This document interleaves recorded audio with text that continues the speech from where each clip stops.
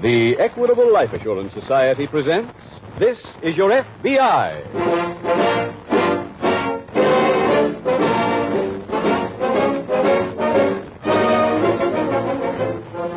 This is Your FBI, the official broadcast from the files of the Federal Bureau of Investigation. Presented as a public service by the Equitable Life Assurance Society of the United States and the Equitable Society's representative in your community.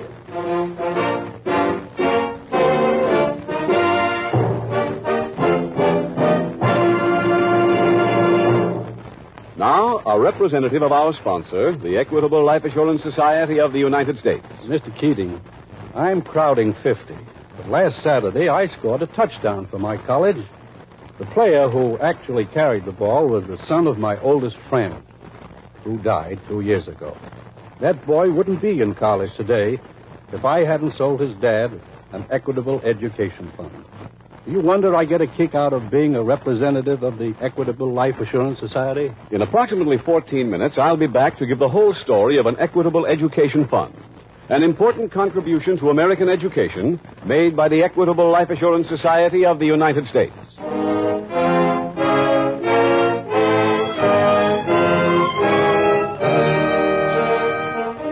Tonight's FBI file, The Unhappy Firebug.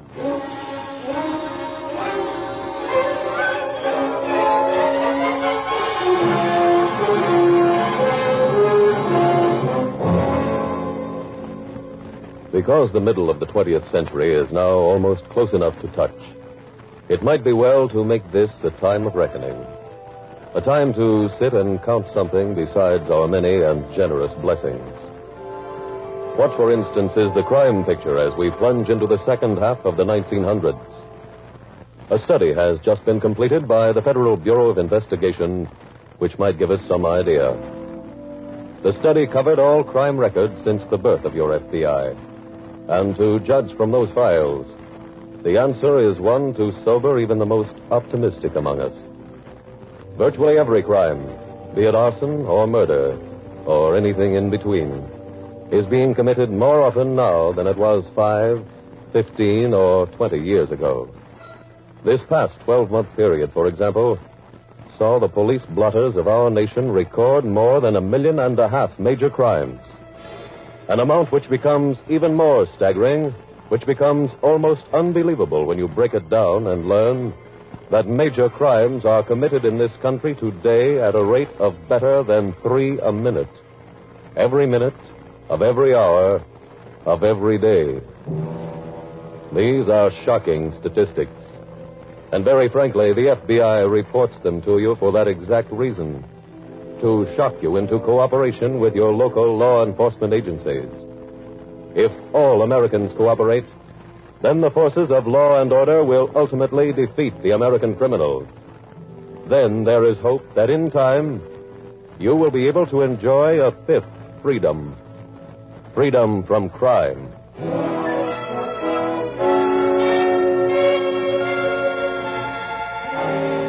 Tonight's file opens in the small living room of a railroad flat located in a cheap tenement house. It is early evening, and a young man in a faded bathrobe has just entered the room. Marge, I finally got it. Huh? Here, shuffle this deck. But, Red, I want to finish the funny. Oh, come on, shuffle.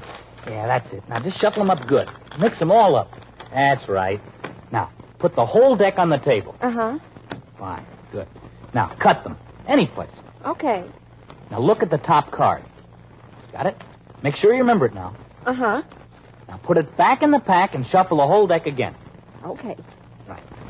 That's right. Get them mixed up good, though. Swell.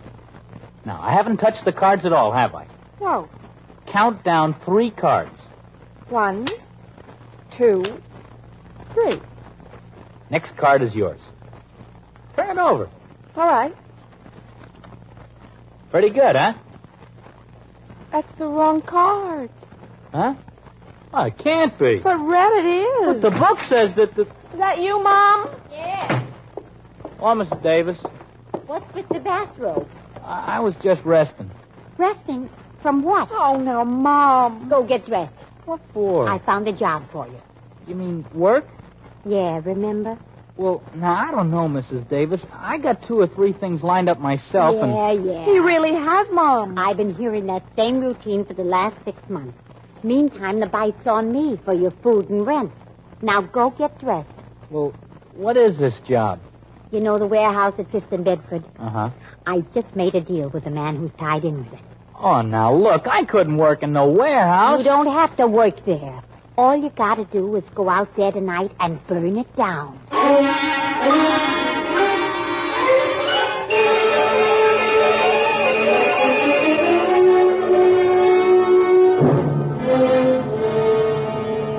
Later that evening, Special Agent Jim Taylor is behind the fire lines as a blaze is being fought in the large warehouse. Keep that crowd back, Bill. Get him back over there. Sorry, Taylor. That's okay, Chief. I never knew crowds were such a problem. They are more trouble than the fires in most cases. Oh, have you been able to get that pane of glass for me yet? It must be out by now. Wait a minute. Okay. Keep those crowds back, men. Hey, Jim! Jim! Oh, hi, Walt. Walt, go around the hose engine. This way? Yeah, that's it. Now, hurdle that hose. Hey, that's got it. Oh, boy, I've been trying to get through to you for the last 10 minutes. That's an obstacle course. Yeah, I know. Well, I got your message when I called the office. What's up? Well, this fire started about an hour ago. When the inspectors got here, they called our office. Why? They're sure that it's arson. Well, who'd want to burn down a government warehouse? Well, that's what we've got to find out. Anything missing from inside? No, this fire wasn't started to cover up a theft. They had an inventory checkup only this afternoon. Any suspects? None yet. I've asked the men who are holding back the crowd to try and find somebody who was around here when it started. Here's that pane of glass, Taylor. Oh, thanks, Chief. What's that for, Jim? When I was in Washington 2 weeks ago, I saw that electron microscope that our lab put in. Oh? They can scrape some smoke off this glass, take a picture of it, and tell what was burning. Maybe even what started the blaze. Let me know as soon as you hear anything, will you, Taylor? Sure thing, Chief. I'm going back inside now. Well, thanks for everything. Right. Jim, you want me to stick around and see if I can locate any witnesses? Yeah, will you do that, Walt? I'll get this pane of glass on its way to Washington.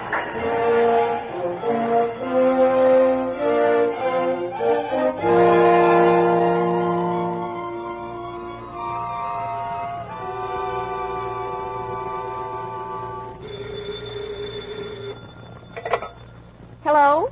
Hello, Marge. Oh, hi, Mom. Did he get home yet? Who?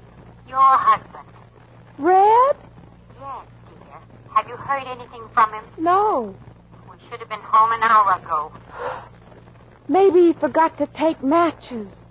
That wouldn't surprise me. Look, the minute he comes in, have him call me. Well, I'm going out for a few minutes. What for? Oh, I'm just going around the corner to get some comic books. You stay where you But are. it'll only take me... Oh, wait. Is that you, Red? Yeah, honey. He's here, Mom. Oh, put him on. My mother wants to talk to you. Oh. Here you are. Hello, Mrs. Davis. What kept you? Where were you? In a magic store. Where? The magic store. That's what I thought you said. Yeah, the fella there just got in some new tricks, so I thought that Look, do you realize I've been waiting for the last 5 hours to hear how it went? How what went? The fire. Oh, it was okay. Tell me what happened. Well, I went to the place, I started the fire, and it burned. Did the place burn down? Must have. When I left, the whole sky was light. There were lots of fire engines. Did you have any trouble? No. Did anyone see you? Nope. Oh, Mrs. Davis, What? when do I get paid? I'm collecting from the man tomorrow morning. Well, would you mind bringing my share over real early? What for? I want to buy some new tricks.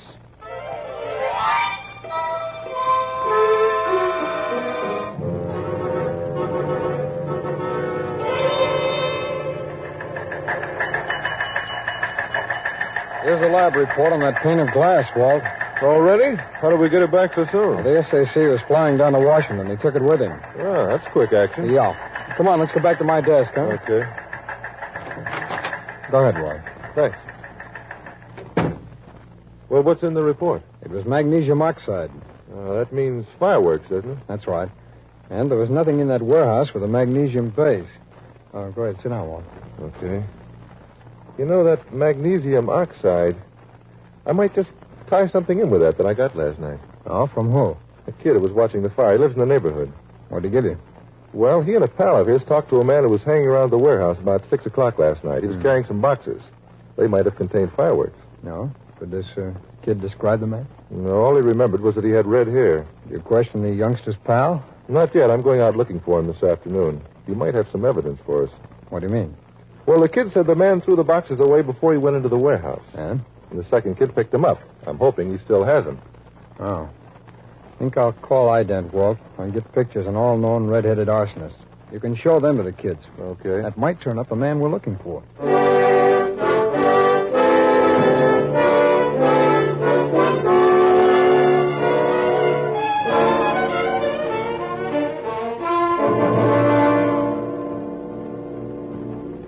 Marge, Huh? come here, will you? What for? I got a trick I want to show you. Oh, gee, Red, I'm reading. Oh, you gotta see this one. It's the best trick I ever did. Here, take these. What are they? Mystery rings. They're inside each other, see? What am I supposed to do with them? See if you can take them apart. What for? That's the trick, Marge. Oh, Now, try. okay. I can't do it. Now, can I read? Oh, wait a minute. You gotta watch me first. Here, let me have the rings. Here. Now watch.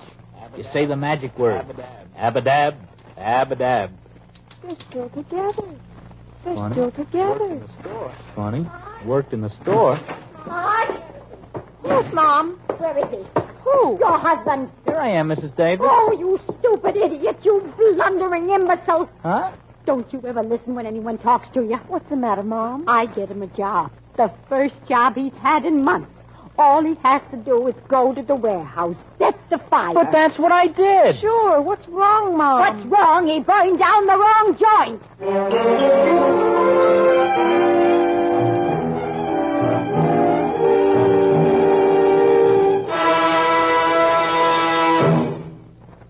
We will return to tonight's exciting FBI file in just a moment.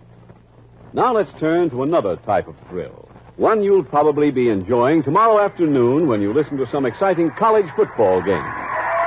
No. Newell kept the ball himself all the time. He's fooled everybody.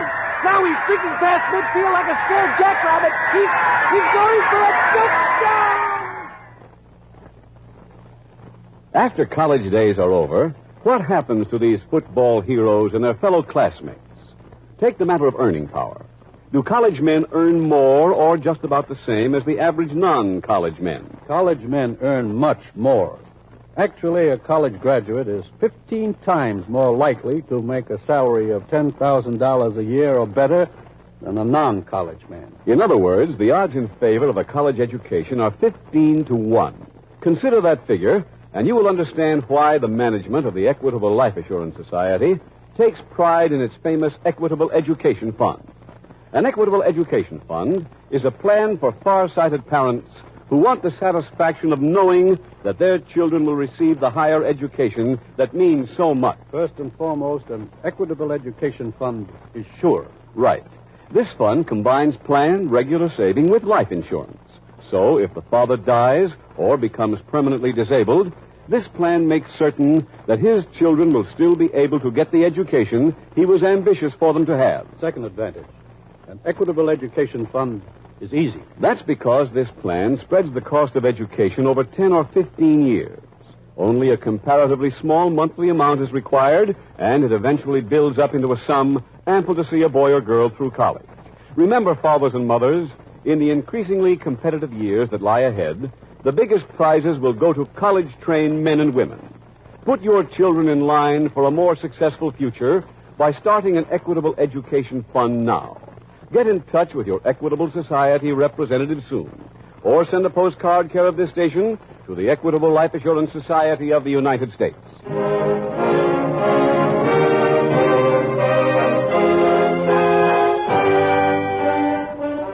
And now back to the FBI file, The Unhappy Firebug.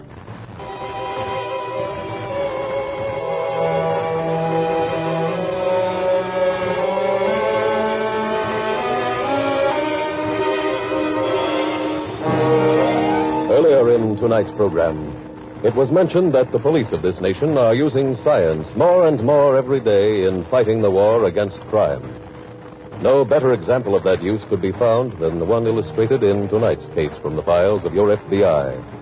A case in which the electronic microscope is used as a means of establishing the crime of arson. That microscope, which is powerful enough to magnify a specimen up to 20,000 times, is probably the most expensive single piece of equipment in the laboratory of the Federal Bureau of Investigation, for its total cost amounted to more than $15,000. When you consider that less than 20 years ago, there was no such thing as an FBI laboratory, when you consider that at its inception, it had as equipment one ordinary microscope, you begin to get some idea of the growth of the lab. At the present time, it has been estimated that the equipment in the lab, which is the finest of its kind in the world, cost more than $1 million. And the FBI would be the last to deny that that seems like a lot of money to be spent in so short a time for what might seem to the outsider to be theoretical aids. But ask any special agent how often he uses the lab to help him solve a case. Ask the thousands upon thousands of local police chiefs who send evidence in purely local cases to the FBI lab to be analyzed, what they would do without that lab, and you realize the tremendous value of the fight science is making against crime in your behalf.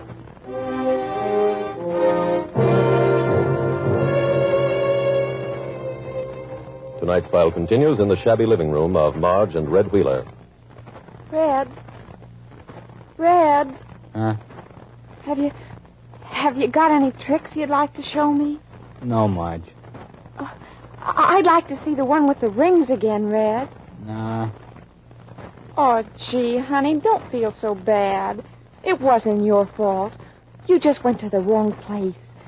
You said yourself that the fire was the best you ever saw. Oh, Marge, that don't help. I'm still a failure. Oh, you are not. Maybe I'll go look for a job. A regular job? Yeah. I won't let you do it. We can't just keep living off your mother. Especially now when she ain't going to give us no more money. Red. What? I got an idea. Mom's not mad at you because you didn't light a good fire. She's just sore because the fire you set was at the wrong place. Yeah, that's right. So why don't you go burn the right place? Huh? Then you'll be in solid with Mom again. Hey, that might work. Sure it will. Do you have the right address? Uh-huh. 5th and Bedford. Then why don't you go over there? You mean right now? Yes. Okay, I will. Oh, wait. Huh? Here, Red. Just for luck. Use my lighter.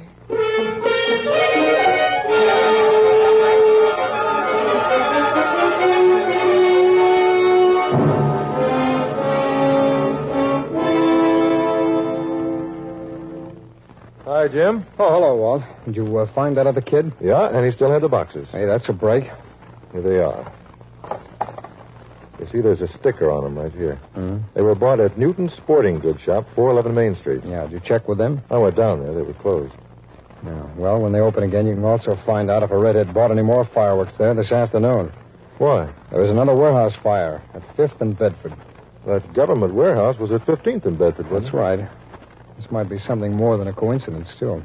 According to the fire chief, a brilliant flame was seen when this fire broke out. That could mean that magnesium was used again. Yeah. Did he get you another pane of glass? Yeah, it's already on its way to Washington. Oh, Walt, that second kid that you talked to, did he recognize any of the pictures? No, but I did get a character note on our red-headed suspect. No, what's that?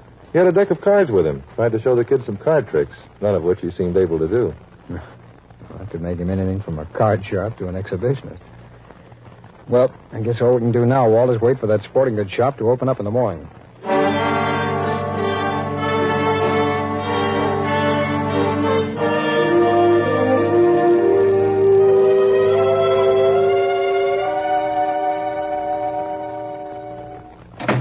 Who's that? Me? Oh, hi, Mom.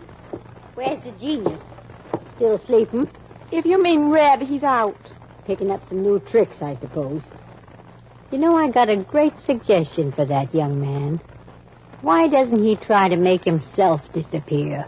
Oh, Mom, you're always picking on him. He made one little mistake. One little mistake? I find a man who wants to pay to have his place burned down. The man who hired you owned the place? That's right. Well, then why did he want it burned? Well, I'll try to explain it to you. He buys a lot of stuff on consignment, puts it in the warehouse. Then, just before the fire, he has it moved out. Everybody thinks the stuff burned. Understand? Sort of. Well, then he goes bankrupt. He sells the stuff to a fence and keeps that money, too. Oh. Well, gee, we did the right thing then. What do you mean? That's why Red went out. What are you talking about? Well, you were mad at Red because he burned the wrong place. Now you're going to be proud of him. Will you get to the point? Well, he's out burning the right place this time. What?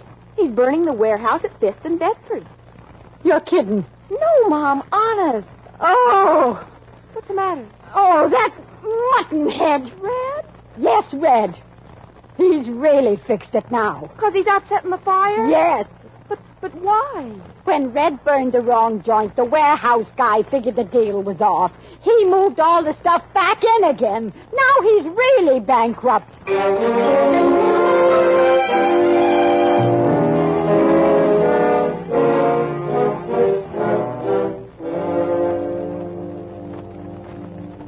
Got quick action from the lab again, Walt. Oh, is the report back on that second pane of glass? Yeah, and it shows the same thing, magnesium oxide, so it must be the same firebug. And we know who he is, Jim. He was identified? Yep. A man named Charles Wheeler, alias Red Wheeler. How did you come up with that? Well, I went to the sporting goods shop when it opened this morning. Showed one of the clerks the fireworks boxes. He said they were bought this week. The store just started to carry that brand. You were showing the pictures? That's right. He made positive identification. Great. You find out where this Wheeler lives? Yes, I checked on that. He and his wife had moved away 6 months ago. Naturally, no forwarding address. Well, at least we know now who we're looking for. And we know he was in town as recently as yesterday. Well, an alarm should turn him up, Jim. Yeah. Well, there may be another way of finding him. How's that? I checked on the owner of that second warehouse that was burned. It's in the name of a dummy corporation. I'm trying now to get the names on the incorporation papers. In case they had a convenient fire, you mean? That's right. If they did, and if Wheeler was hired to do the job, getting the owner's name could clear up this whole mess.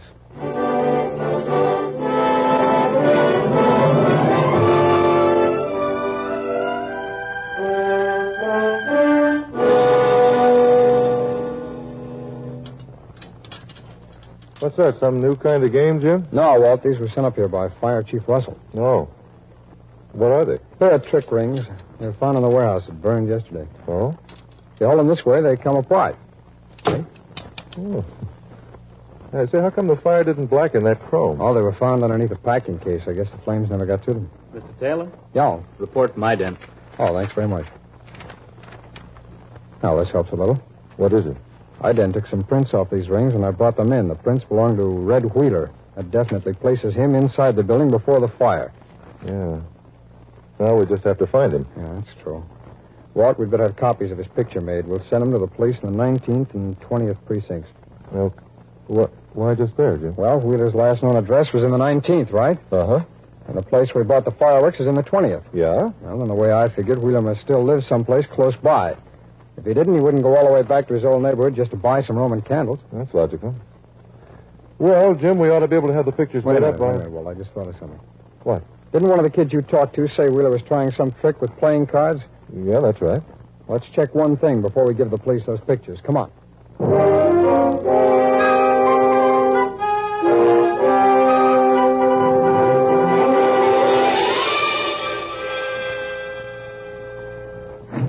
Who's that? Me. Oh, hi, Mom. I was just gonna... How long will it take you to pack? Huh? You got to get out of here. What for? That warehouse guy is gunning for us. We've got to get out of town. Where's Knucklehead? Mom, if you mean Red... I do. Where is he? In the bedroom. Resting, I suppose. Who's that? My mother. Oh. Come out here. Well, I'm kind of busy, Mrs. Davis. Come here! Yes, Mrs. Davis. That warehouse man is after us. We got to leave town, and right now. Start packing. Why should we run away from him?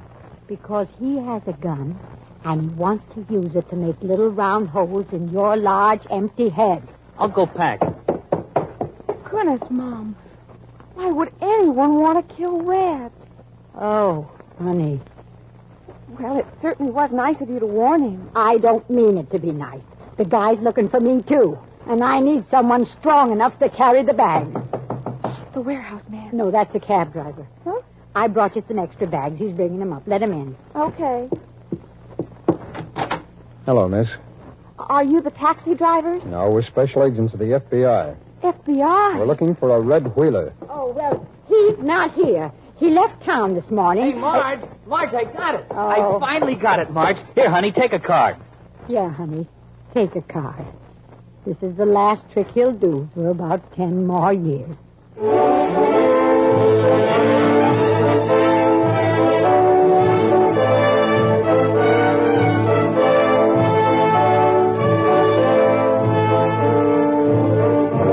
Red Wheeler, his wife, his mother-in-law, and the owner of the second warehouse that was burned were all tried and convicted in federal court on charges of attempted fraudulent bankruptcy. Each received a 10-year sentence. The idea which Special Agent Taylor got was to check one particular type of store in the neighborhood where Red Wheeler had purchased the fireworks. That type of shop is sometimes called a trick store or a magic shop. There were several in the 19th and 20th precincts, but a visit to the third one on their list brought the two agents the address they wanted, the address where Red Wheeler and his wife were living. After the arrest of the trio, an arrest you have just witnessed, further investigation divulged the name of the man who had hired Wheeler's mother-in-law. And so, through the latest in science, as exemplified by the electronic microscope, your FBI was able to close another file successfully. Besides the use of scientific aids, the two special agents showed the utmost patience in their investigation, showed the ability to continue when it was easy to become discouraged, showed they could think clearly and follow through their line of reasoning. All of these are part of every special agent's training which enabled your FBI to close another file successfully with the arrest and conviction of all the criminals.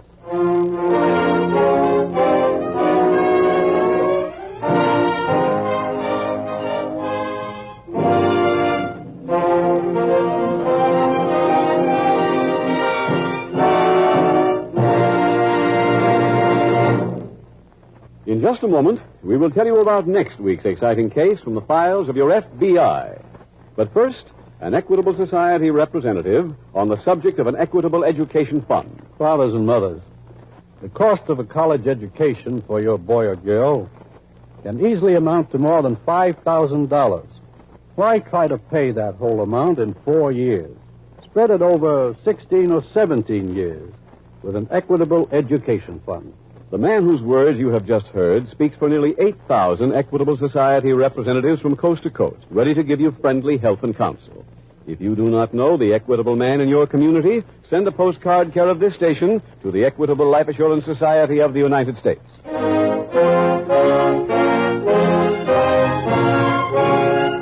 Next week, we will dramatize another case from the files of the Federal Bureau of Investigation. A case exposing the operations of a big-time jewel thief. Its subject, armed robbery. Its title, The Musical Frame-Up.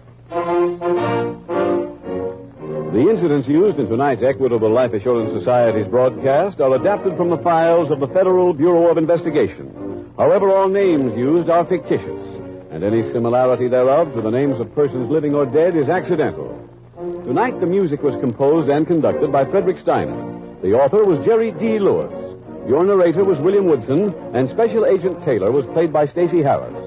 Others in the cast were Tony Hughes, Charles Maxwell, Jeanette Nolan, Mala Powers, and Gil Stratton, Jr. This Is Your FBI is a Jerry Devine production. This is Larry Keating speaking for the Equitable Life Assurance Society of the United States and the Equitable Society's representative in your community, and inviting you to tune in again next week at this same time when the Equitable Life Assurance Society will bring you another thrilling story from the files of the Federal Bureau of Investigation. The musical frame-up on This Is Your FBI.